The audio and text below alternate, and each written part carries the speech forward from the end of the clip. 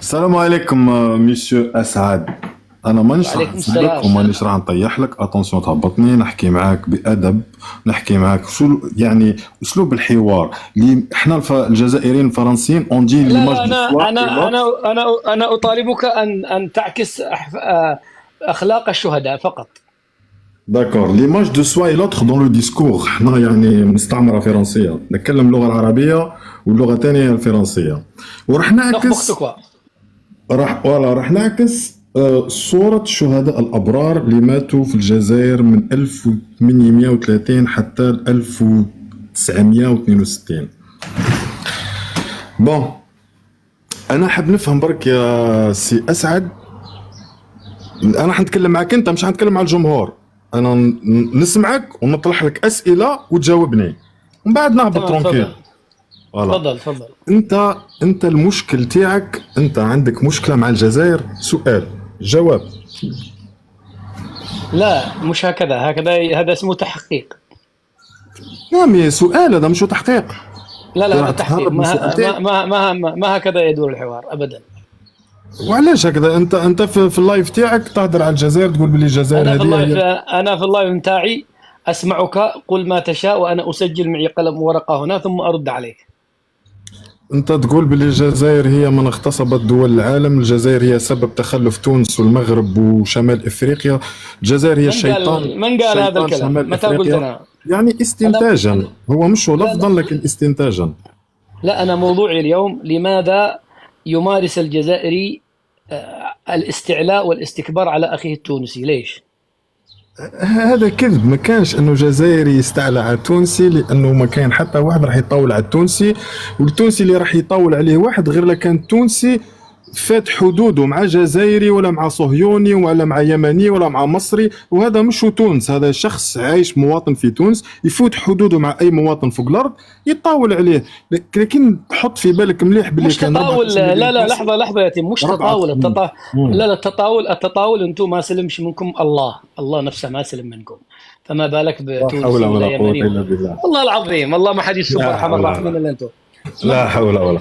أنا أتكلم لك عن ثقافة الاستعلاء، يعني الجزائري يرى نفسه أعلى درجة من التونسي، لدرجة وكأن تونس كذا حظيرة ديال الجزائر، أو ولاية جزائرية عادية.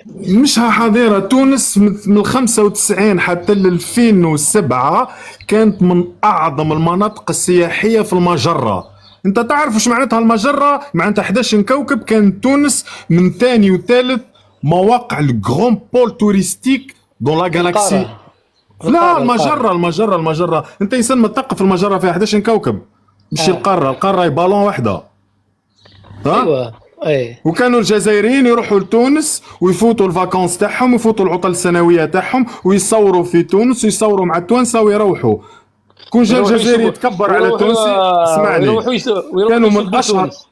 اكبر طبقات المثقفه في العالم تهبط لتونس باش تدير الكتب وباش تنشر الكتب تاعها والمقالات تاعها وتطبع الديسكات الاسطوانات الموسيقى تاعها وتقيم حفلات في مهرجان قرطاج العالمي والكوكبي والدولي. والجزائر عمرها ما كانت دولة سياحية، الجزائر دولة ثورية من اللي خلقت الدنيا من وقت خير الدين بربروس، قبل خير الدين بربروس، وحنا نحاربوا في الدول ونحاربوا في الأمم ونحاربوا في الطاغوت ونحاربوا في الاستعمار. احنا التاريخ تاعنا احنا مشرف، احنا الدماء تاعنا سالت. لكن وزير السياحة ديالكم قال عندكم 30 مليون سائح يدخل في السنة.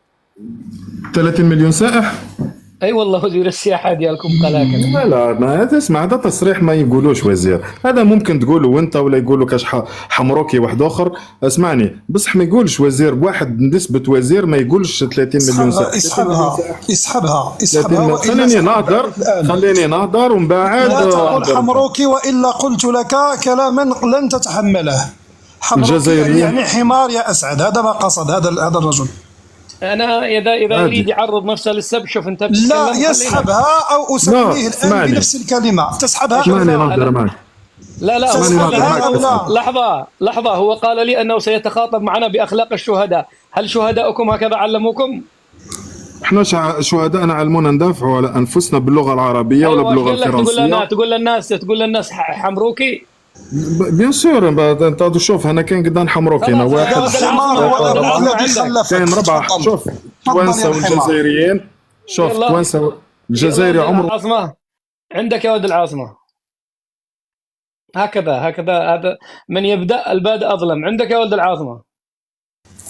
هذه أخلاقهم، ماذا تنتظر من شعب عاش؟ أنا قلت لا يخاطبني بأخلاق الشهداء. شوفوا، مثلوا شهداءكم يا جزائريين، مثلوا شهداءكم تمثيل راقي ومحترم. ها شوفوا، تكلم في الأخير غلط على المغرب.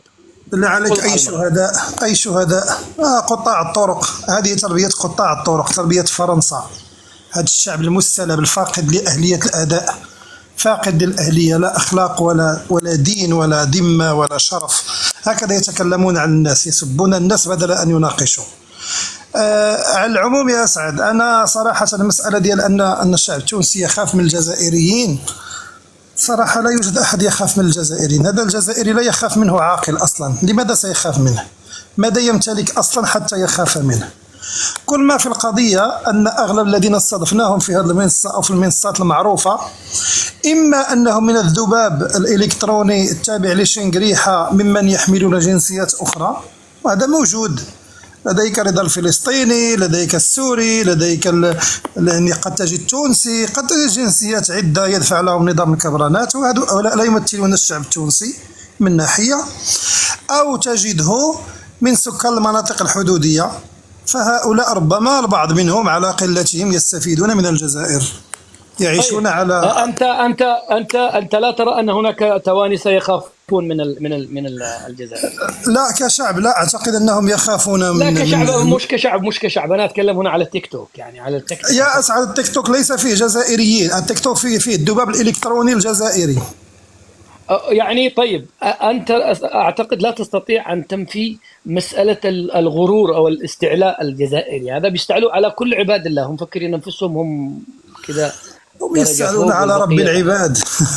هم كانوا قبل آدم، فكيف لا يستعلون على الناس؟ هم جيش الله وشعب الله المختار. هم يمتلكون أكثر من 15,000 هكتار في القدس، مع أن مساحة القدس لا تصل إلى 10,000 هكتار. كيف لا يستعلون يا أسعد بالله عليك؟ شوف يا أسعد، لو عاشرت الأوروبيون ستعلم بأن هذه النقطة بالذات أخذوها من الفرنسيين. الإنسان الفرنسي يعتقد نفسه جنسا ساميا أفضل من جميع الأوروبيين، على وساختهم وعلى ضيق تفكيرهم وعلى تخلفهم وتخلف لغتهم. هم شعب يعتقد نفسه بأنه أفضل شعوب القارة الأوروبية. وبما أن الجزائري هو تابع، فالتابع دائما يلحق متبوعه، لأنك لا بد أن تعلم أسعد بأن مدة 130 سنة وهذه الأرض فرنسية، لم تكن جزائرية، لم يكن شيء اسمه جزائري.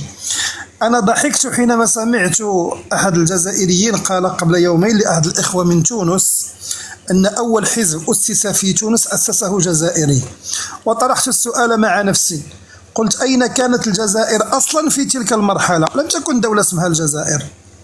عليك يا أسعد أن تعلم نقطة مهمة جدا. حينما نتكلم عن الحماية في المغرب أو تونس، كانت دولة مركزية، كانت دولة بمعنى الدولة بوزرائها وبحاكمها وبقوانينها وبتشريعاتها. الجزائر لم تكن دولة. الجزائر كان يولد فيها الناس بالجنسية الفرنسية، هي الجنسية الأصلية وليست المكتسبة. ما لي علاقة في هذا، ما لي علاقة، هذا أشبعناه بحثا. أنت قل لي المتحدث الذي قبلك وحتى عمي تبون يرون أنهم هم الذين يحررون العالم وهم الذين مع المستضعفين، والجزائر دائما فوق، والجزائر هي الثورية وهي الشجاعة وإحنا الملايين والشهداء. بقية الناس لا يرتقي إلى أن يكون إلى الجنس الجزائري. طبعا أنتم كمغاربة عقتوا بهم وفاهمينهم وأنزلتموهم في أحجامهم، أقل شيء فكريا أو تكتوكيا. بقية الجنسيات نفس الشيء. بقي الجنس التونسي الذي ما راضي يفهم هذا النظرية، أنه هناك عملية استعلاء عليك، هناك استكبار. الجزائري يراك كتونسي مجرد واحد لازم تلحق وراه، ما أخي تفكر. سامحني يا أخويا، أنا باش نقص على